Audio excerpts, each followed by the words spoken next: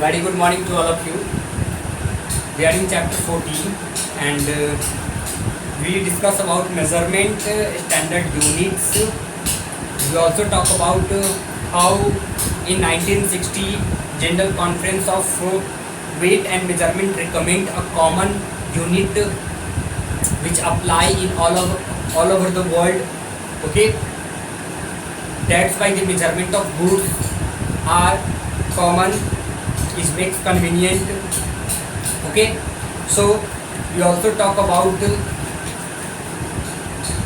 the name suggests in this conference, which is SI unit, which is also known as Système International de Unit in French, in which in this system meter is a SI unit of length, kilogram is a SI unit of mass or weight, and second is the SI unit of time, and Kelvin is the SI unit of temperature. Okay, so today we are going to discuss about measurement of time.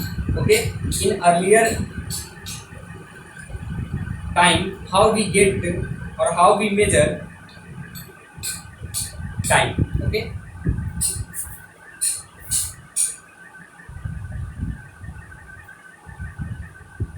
class 7 chapter 14,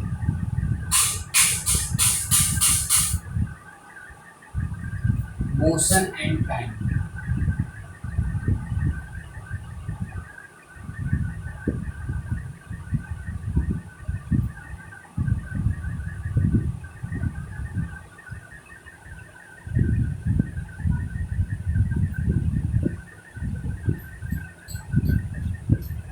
Motion and time, and we are going to discuss about measurement of time.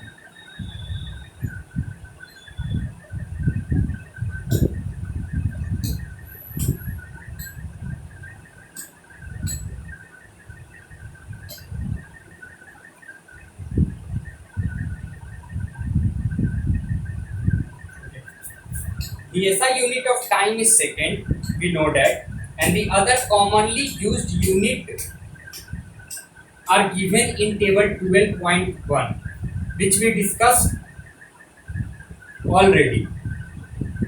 If not, then you have to write down this table in which some commonly used units are given, like second, minute, hour, day, years, decades, centuries, and millennia.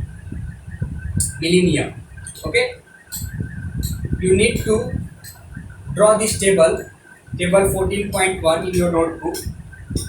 Anything that occurs or appears at a regular interval that will help us to measure time. We know that the earth completes one rotation of its axis each almost 24 hours, and this happens regularly over and over again. It is because of this rotation that we see sun rises and change its position during the day, finally set. Okay, so in the morning sun rises from in the east, and during the day the direction of sun it changes from east to north, east to south, and south to west. In west sun become set. Perhaps the earliest method of the telling time by seeing the position of the sun. Okay, so we predict the timing with the help of the position of sun in the sky. The time between one rises and the next was called a one day. First, the time at which sun rises, and again when sun rises, we say that in a real time, one day complete. 1 year was measured by a time taken by the earth to complete revolution around the sun. Okay, let us talk about a sand clock.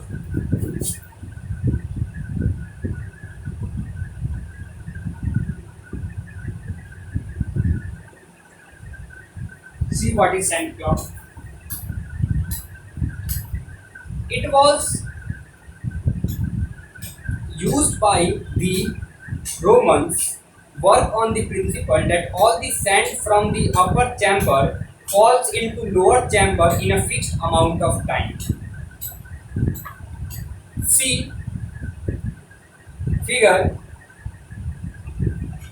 this one, okay, in which we put some amount of sand into upper chamber of this instrument and we inverted it, and a time period in which the sand present in upper chamber goes in lower chamber is said to be a time period, a slot of time period. Okay, by this way we measure time in earlier. This fixed amount is time as was unit in which time was measured by them. The sundial, after sand clock, the sundial is there. See figure of sundial. Okay, the sundial was used long ago to measure the time of the day. It worked on the principle that as the position of sun in the sky changed, so did the position of the length of the shadow casted by an object.